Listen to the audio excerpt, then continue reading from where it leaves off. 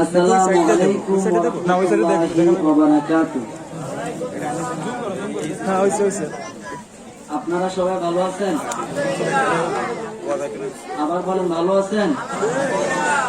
আমি অত্যন্ত খুশি হয়েছি আপনাদের রেসপন্স পেয়ে। ভালো আছি বললে উত্তর হয়, কিন্তু সওয়াব হয় না। আর আলহামদুলিল্লাহ বললে উত্তরও হয়, সওয়াবও হয়। আলহামদুলিল্লাহ, আল্লাহ আপনাদের হায়াতে বরকত দান করে। জোরে বলুন আমিন। আলহামদুলিল্লাহিল্লাযী খালাকানা ওয়া জাআলানা মিন উম্মাতিহি হাবিবিল মুস্তাফা। والصلاة والسلام على آله الصراط والحكمة والهدى أشرفنا وأكرمنا محمد خير الورى وعلى آله الدخار والنقى وأصحابه أولي الكرام والصدق والصفاء كثيرا كثيرا إلى يوم اللقاء. أما بعد، فأعوذ بالله السميع العليم من الشيطان الرجيم. بسم الله الرحمن الرحيم. أولئك الذين يبدل الله سيئاتهم حسنات. صدق الله العظيم. وبلغنا رسوله النبي الحبيب المتين الكريم. إن الله وملائكته يصلون على النبي يا أيها الذين آمنوا صلوا عليه وسلموا تسليما. اللهم صل على سيدنا مولانا محمد وعلى آل سيدنا مولانا محمد. আল্লাহুম্মা সাল্লি ওয়া সাল্লিম ওয়া বারিক আলাইহি। মুআজ্জাজ মুহতারাম, আমার প্রিয় আশিক রাসূল ভাইয়েরা, ভূমিকাবিহীন বক্তব্য, যেহেতু আমার সময় কম, সেজন্য আপনাদের সুস্বাস্থ্য প্রথম আমি যাচাই করে নিয়েছি। আপনারা ভালো আছেন জানি না আমার কথা শোনার কতটুকু ধৈর্য আপনাদের আছে। যদিও আমি অনেক কিছু আপনাদেরকে দিতে পারবো না, আমার পুরো মাশাআল্লাহ অনেক সুন্দর গলা, কিন্তু কয়েকটি গুরুত্বপূর্ণ মেসেজ আমি আপনাদেরকে দেব, যদি আপনারা একটু শুনেন। স্টেজে যারা উপস্থিত রয়েছেন প্রত্যেকের জন্য আমি নেক হায়াত কামনা করছি। পর্দানিশীন যারা মা বোনরা রয়েছেন প্রত্যেককে আমি আমার অন্তরস্থল থেকে আবারও সালাম দিচ্ছি। আসসালামু আলাইকুম ওয়া রাহমাতুল্লাহ।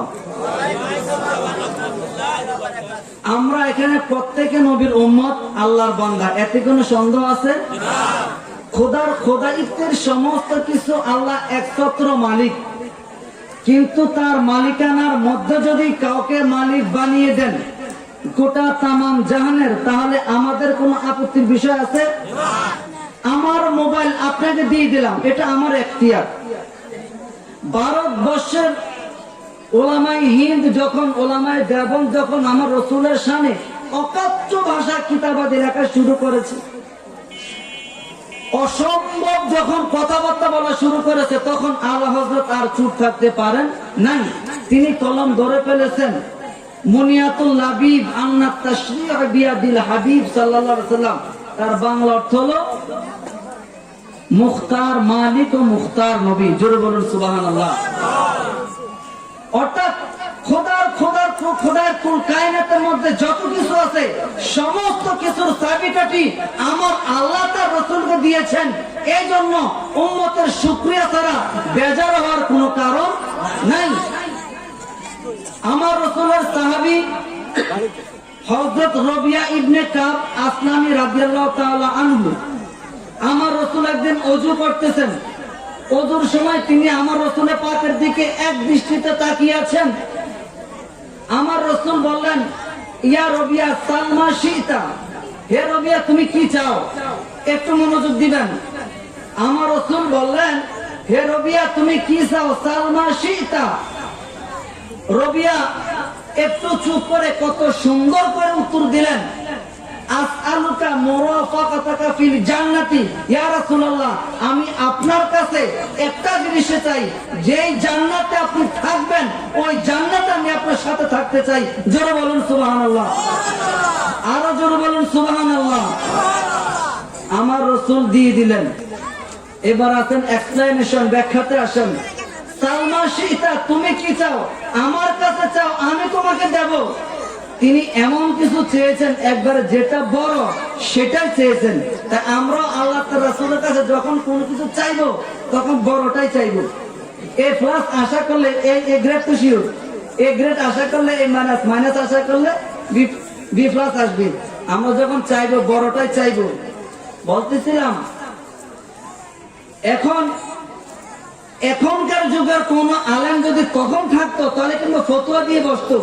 রবিয়া বলতেন আসআলুকা মুরাফাকাতাকা ফিল জান্নাতি, আসআলুকা আমি আপনার কাছে চাই।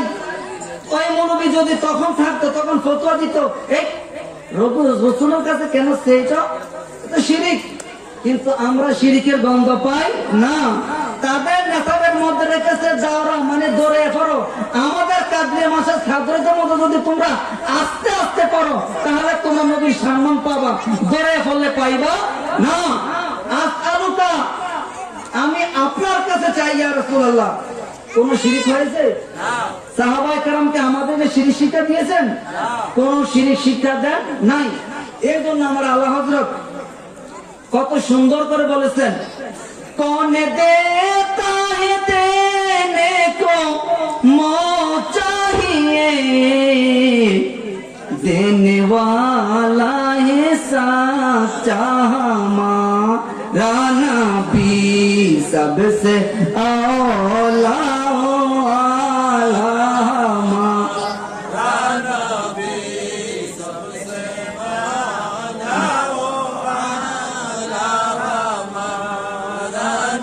দুনিয়ার কত মানুষ কেউ কাউকে কোনো দিতে চায় না।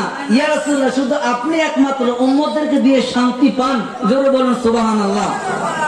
আল্লাহ হযরত হাদায়াকে বকশিশের মধ্যে আপনারা সবাই সবসালা গান, এবং আমি জানি এই বাঞ্ছারামপুর ভাইরা এত ভাগ্যবান। আমাদের কাদরিয়া মাদ্রাসায় যদি জুলুস হয় গোটা বাংলাদেশে যত বাস আসে সবচেয়ে বেশি বাস এই বাঞ্ছারামপুর থেকে যায়। আলহামদুলিল্লাহ, ঠিক কিনা? এটা আমার একমাত্র মদিনাওয়ালার ফয়েজ। ভবিষ্যতে আপনারা আরো যাবেন।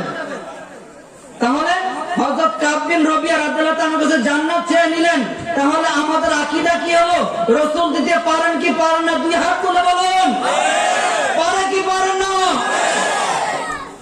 আরেকটি মজার ঘটনা শুনেন। সিয়াসেত সহকারে অসংখ্য কিতাবে এসেছে। আমার রাসূলের পাকের দরবারে এসে একজন সাহাবী বলতেছেন, ইয়া রাসূলুল্লাহ আমি হালাক হয়ে গেছি, ইয়া রাসূলুল্লাহ আমি ধ্বংস হয়ে গেছি। তুমি কি ধ্বংস হয়েছো? ইয়া রাসূলুল্লাহ আমি রমজান মাসে রোজা রাখা অবস্থায় আমি স্ত্রীর সাথে মিলিত হয়েছি, আমি ধ্বংস হয়ে গেছি, আপনি আমাকে শাস্তি দেন ইয়া রাসূলুল্লাহ। কথা বোঝা যায়? আমার রাসূল বলেন, ঠিক আছে, আল্লাহর বিধান হলো তুমি যেটা রমজানে রোজা রেখে স্ত্রীর সাথে মিলিত হয়েছো, ইন্টারকোর্স করেছো, তাহলে তোমাকে অবশ্যই কাফারা দিতে হবে। তাহলে কাফারা কি? কাফারা হলো, প্রথম কাফারা হলো তোমাকে গোলাম আজাদ করতে হবে। বলল, ইয়া রাসূলুল্লাহ আমি তো এত গরিব, আমার কোনো কাজের লোক নাই, নিজে আনি নিজে খাই, ছেলে মেয়েদেরকে নিয়ে খাই, আমি গোলাম কোথায় পাবো? ইয়া রাসূলুল্লাহ গোলাম আজাদ করা আমার এবিলিটি নাই, আমি দিতে পারবো না। বললেন ঠিক আছে, তাহলে তুমি একটানা 60 দিন রোজা রাখো। আমার রাসূল যখন বললেন তুমি 60 দিন রোজা রাখো, ওই সাহাবী বলল, ইয়া রাসূলুল্লাহ এটা আমার দ্বারা সম্ভব না, আমি যদি রোজা রাখি সারাদিন যদি আমি কষ্ট করি আমি কর্মক্ষমতা হারিয়ে ফেলবো, আমার ছেলেমেয়েরা বাসার মধ্যে না খেয়ে থাকবে, আর টানা 60 দিন রোজা রাখা আমার দ্বারা সম্ভব নয়। কি করা? তখন রাসূল বলেন, ঠিক আছে, তাহলে তুমি 60 জন মিসকিনকে খাও, রোজা রাখতে না পারলে 60 জন মিসকিনকে খাওয়াও। তখন বলেন, ইয়া রাসূলুল্লাহ নিজে তো এনে খাইতে পাই না, 60 জন মিসকিন আবার কোত্থেকে খাওয়াবো? লবণ আনতে পান্তা পুরাই, আমি নিজে তো খাইতে পাই না, আমি 60 জন মিসকিনে কিভাবে খাওয়াবো? এমন সময় রহমতের নবীর দরবারে এক ভর্তি, আপনি কি বলেন উড়া নাকি টুকরি, এক টুকরি খাজুর আসলো। হাদিস শরীফে বাসায় এসেছে এই খাজুর হলো 2.25 মণ, 2.25 মণ, অর্থাৎ 90 কেজি খাজুর।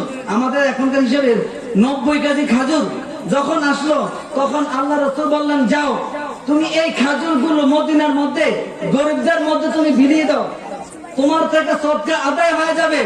তখন আল্লাহ রাসূল তখন এই সাহাবা বললেন, ইয়া রাসূলুল্লাহ, আপনার এই মদিনা তাইয়্যিবার মধ্যে আমার মতো ফকির, আমার মতো গরিব আর কেউ নাই। সুবহানাল্লাহ। আমি কাকে আবার খাজুর দিব?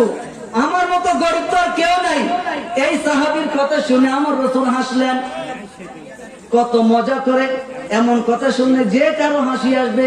যখন বললেন, যাও এই খাজুর গুলো তুমি মদিনার গরিবদের মধ্যে বিলিয়ে দাও, বলো, ইয়া রাসূলুল্লাহ, আমার মতো গরিব এই মদিনার মধ্যে আর কেউ নেই, আমি আবার কাকে দিব? তখন আমার রাসূল বলেন, ফাদহাকান নাবিয়্যু সাল্লাল্লাহু আলাইহি ওয়াসাল্লাম হাত্তা বাদাত্তা নওয়াজিসাহু ওয়া ক্বালা ইযহাব ফাতইমাহু আহলাকা। ফাদহাকান নাবিয়্যু, সাহাবার কথা শুনে আমার রাসূল তো হাসলেন। আমার রাসূল যখন হেসেছেন, হাসার সাথে নূরানি দন্তন মোবারক থেকে নূরের ঝলক বের হলো। জোরে বলুন সুবহানাল্লাহ। আর জোরে বলুন সুবহানাল্লাহ। হাত্তা বাদাত্তা নওয়াজিসাহু ওয়া ক্বালা ইযহাব ফাতইমাহু আহলাকা। যাও, কাউকে তোমার খাজুর দিতে হবে না, এই খাজুর গুলো তুমি তোমার পরিবার সহকারে সবাইকে তুমি খাওয়াই দাও। তুমি খাওয়াই দিলে তোমার সদকা আদায় হয়ে যাবে। জোরে বলুন সুবহানাল্লাহ। কেউ আল্লাহ পাকের হুকুম কি? অন্যায় করছে শাস্তি পেতে হবে, কিন্তু রাসূল যেহেতু মালিক মুখতার, তাহলে এই রাসূল যেভাবে আল্লাহর শরীয়তকে সাজাবে, আমাদেরকে এভাবে সাজতে হবে, এভাবে আমাদেরকে মানতে হবে। দুনিয়াবি সমস্ত বিচার কার্যে রাসূলকে যদি আপনি বিচারক না মানেন, তাহলে আপনি পূর্ণ ঈমানদার হতে পারবেন না। ফালা ওয়ারাব্বুকা লা ইউমিনুনা হাত্তা ইউহাক্কিমুকা ফীমা শাজারা বাইনাহুম। ততক্ষণ পর্যন্ত তোমরা প্রকৃত ঈমানদার হতে পারবে না, যতক্ষণ পর্যন্ত তোমার রাসূলকে শ্রেষ্ঠ বিচারক হিসেবে না মানবে। যদি বলুন সুবহানাল্লাহ। প্রিয় হাজিরিন, আল্লাহ রাব্বুল আলামিনের রাজত্ব, সমস্ত রাজত্বের চাবিকাঠি আমার রাসূলকে দিয়েছেন এবং হাদিস শরীফ থেকে এই শিক্ষাও দিয়েছেন, উম্মত তুমি যতই গুনাহ করো, তুমি গুনাহ করে যদি তোমার রাসূলের দরবারে যাও আর নিজেকে যদি তুমি সারেন্ডার করো, তাহলে তোমাকে আল্লাহ সমস্ত কিছু মাফ করে দিবেন। আমি আয়াতে কারিমা আমি নিয়েছিলাম, উলাইকাল্লাযীনা ইউবাদদিলুল্লাহু সাইয়্যাতিহিম হাসানাত। তারা এমন সৌভাগ্যবান ব্যক্তি, ইয়া রাসূলুল্লাহ, যারা আপনার কাছে এসে ক্ষমা চাইবে, তাদের এই সমস্ত বদ আমলগুলো, গুনাহগুলিকে আল্লাহ নেক দ্বারা পরিবর্তন করে দিবেন। জোরে বলুন সুবহানাল্লাহ। আরো জোরে বলুন সুবহানাল্লাহ।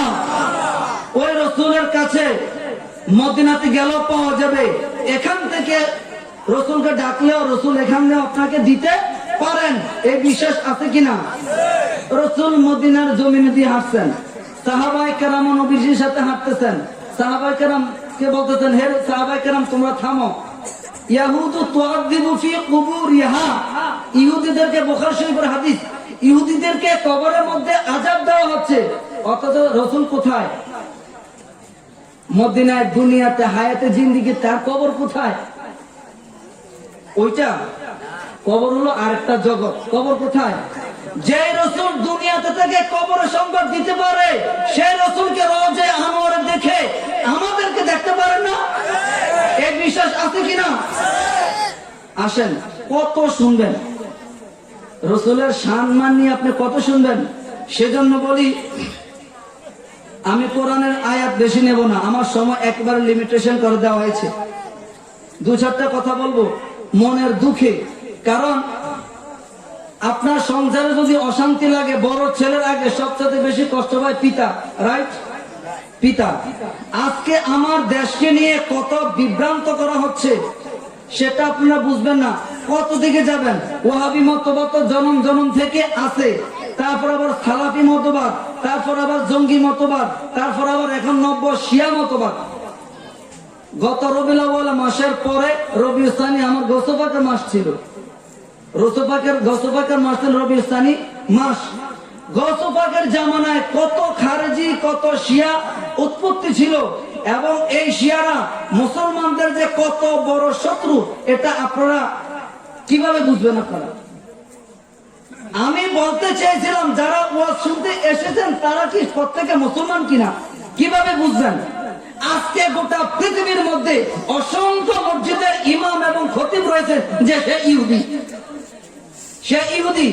ব্রিটেনের মাটির নিচে খ্রিস্টানদের গোপন মাদ্রাসা, তাদেরকে যত প্রকারের এলেম রয়েছেন, science, arts, commerce, economics, civil, কুরআন, হাদিস, ইজমা, কিয়াস, ফিকহ, তাফসীর সমস্ত কিছু জ্ঞানে তাদেরকে পারদর্শী করে পৃথিবীর গোটা ওয়ার্ল্ডে তাদেরকে পাঠিয়ে দেওয়া হচ্ছে। আমার আর আপনার মতো মানুষ তাদের সামনে গিয়ে কথা বলার মতো সাহস এবং শক্তি নাই। তারা এত পারদর্শী, বছরকে বছর মসজিদের মধ্যে খুতবা দিচ্ছে, মানুষ নামাজ পড়তেছে, কিন্তু ইমাম সাহেব ইহুদি, ইমাম সাহেব খ্রিস্টান। ঢাকা শরীফও আছে, ঢাকাতেও আছে, হয়তো ধরা যায় না, কিন্তু টুডে টুমুর আমরা একদিন তাদেরকে দেখতে পাবো। এই শিয়ারা 1856 খ্রিস্টাব্দে আব্বাসীয় শাসন আমল ছিল, 561 বছর পর্যন্ত আব্বাসীয় খেলাফত ছিল। আব্বাসীয় খেলাফতের সময় আমার গাউসবাগ তখন বাগদাদ শরীফে আগমন করেন, এবং আব্বাসীয় খেলাফতের 37 জন খলিফার রাজত্ব তিনি দেখেছেন। এবং আব্বাসীয় খেলাফত এত দূরদর্শিতা হওয়া সত্ত্বেও তারা লাস্টের দিকে এসে তারা মদ, গাঁজা এবং বিভিন্ন নেশা তারা মত্ত হয়ে আব্বাসীয় খেলাফত দুর্বল হয়ে যায়। আব্বাসীয় খেলাফতের মধ্যে দুই শ্রেণীর লোক, আব্বাসীয় খেলাফতের মধ্যে একটু মনোযোগ দেন, আব্বাসীয় খেলাফতের মধ্যে দুই শ্রেণীর লোক তারা সেখানে মন্ত্রী এবং উজির হতো। একটা হলো রুবুবিয়া শিয়া,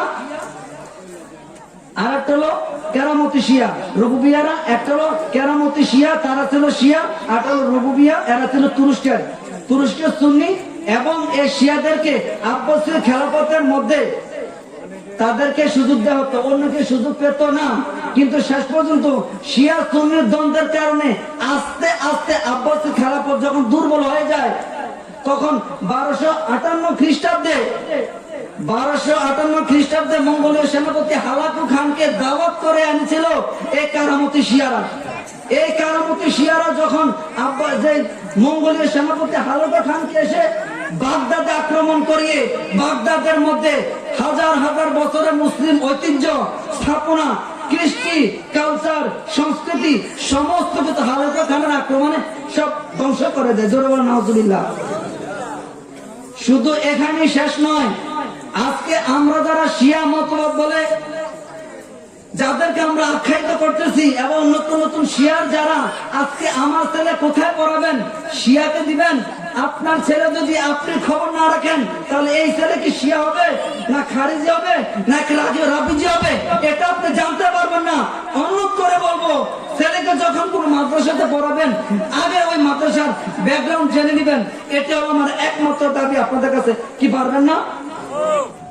কারামতি শিয়ারা যখন দিয়ে বাগদাদে আক্রমণ করলো, তারা কি করলো?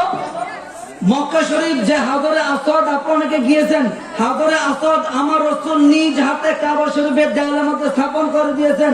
এই শিয়ারা কাবা শরীফ থেকে হাজরে আসওয়াদ খুলে, কাবা শরীফ থেকে হাজরে আসওয়াদ চুরি করে তারা 35 বছর পর্যন্ত ইরানে তারা লুকায় রেখেছে। চিৎকার মেরে নাউজুবিল্লাহ। পরে যখন খোদাই গজব তাদের মধ্যে দেখা দিল, মহামারী, এক করোনার মতন যখন মহামারী দেখা দিল, তখন তারা আর উপায় না পেয়ে আবার সেই কাবা হাজরে আসওয়াদকে কাবার মধ্যে তারা ফিট করে দিয়ে আসে। ঠিক এইভাবে আমার রাসূল উফাত মুবারকের সময় সাহাবী হযরত আবু খুযাইমা আনসারী রাদিয়াল্লাহু তাআলা আনহুর কাছে 300 জন মুনাফিকের লিস্ট দিলেন। কয়শো জন? আল বিদায়া ও নেহা কিতাবের মধ্যে এই ঘটনা রয়েছে। 300 জন মুনাফিকের লিস্ট দিয়ে বলেন, হে আবু খুযাইমা আনসারী, তুমি এটা সম্পূর্ণ গোপন রাখবে, কাউকে এটা জানতে দিবে না। কিন্তু যখন ওমর রাদিয়াল্লাহু তাআলা আনহু যখন খেলাফত আসলো, এই খেলাফত আসার সময় ইয়া রাসূলুল্লাহ নারে তাকবীর, আল্লাহু আকবার, নারে রিসালাত, ইয়া রাসূলুল্লাহ, নারে গাউসিয়া, ইয়া রাসূলুল্লাহ,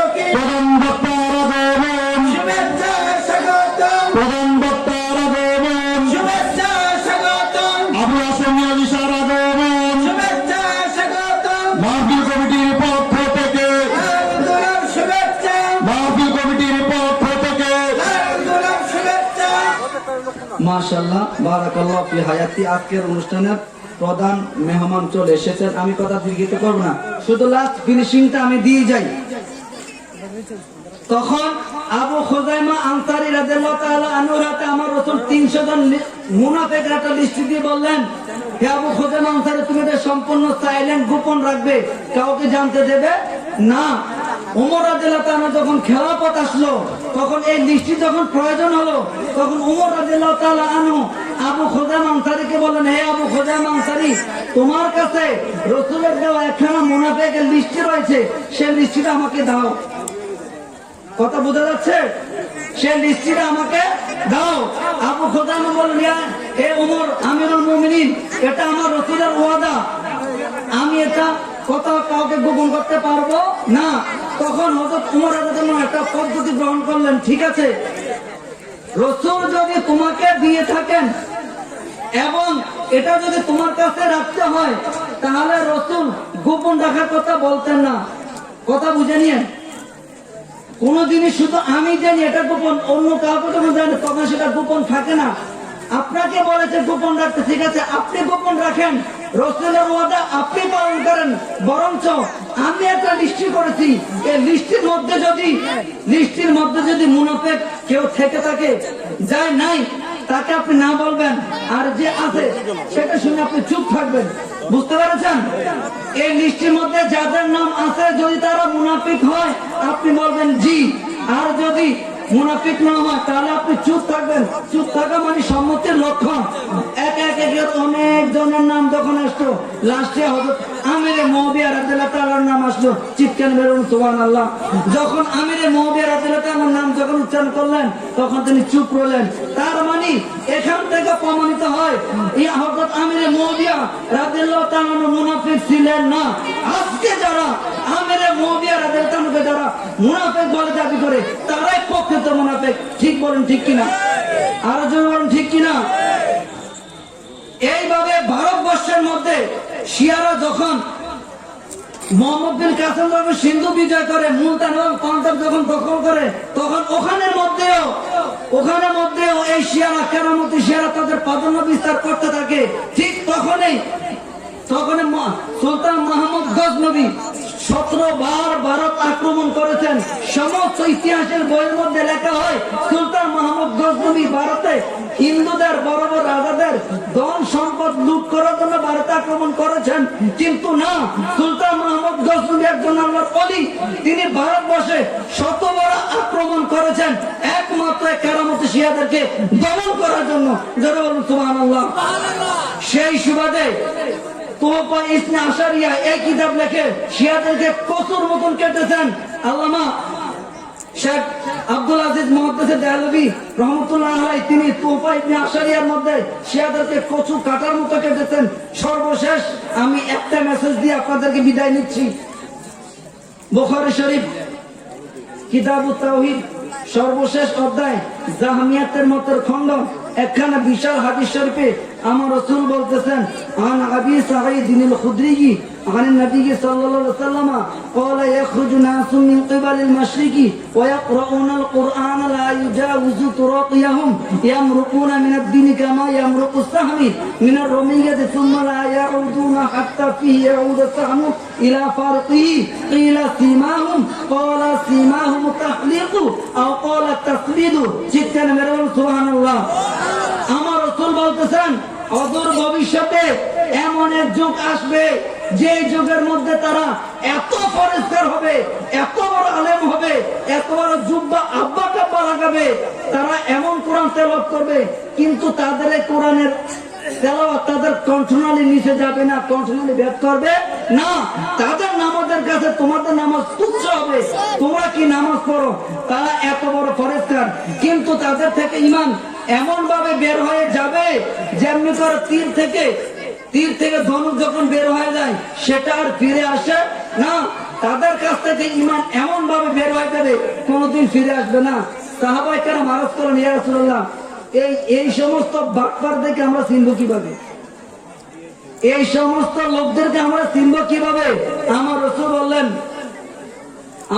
বললেন কি, এদের চিহ্ন হবে একমাত্র ঘন ঘন মাথা মুন্ডন করা, তার মানে বেল মাথা করা। জোরে বলুন নাউজুবিল্লাহ। এদের আলামতের একটা আলামত বলেছেন, ঘন ঘন মাথা মুন্ডন করবে। আজকে গোটা বাংলাদেশের মধ্যে যতগুলো কওমি খারিজি মাদ্রাসা আছে, প্রত্যেকটা মাদ্রাসার মধ্যে ছাত্র এবং শিক্ষক সবাই বেল মাথা করে। দলিল দেয় কি? দলিল দেয় আলী রাদিয়াল্লাহু তাআলা করেছেন। তিনি করেছেন মাত্র একবার, কোন উযুরের কারণে। তোমাকে বারবার করতে কে বলেছে? আবার ফতোয়া দেখি এটা তো হজের ওয়াজিব, এটা হজের ওয়াজিব, এটা বাংলাদেশের ওয়াজিব না।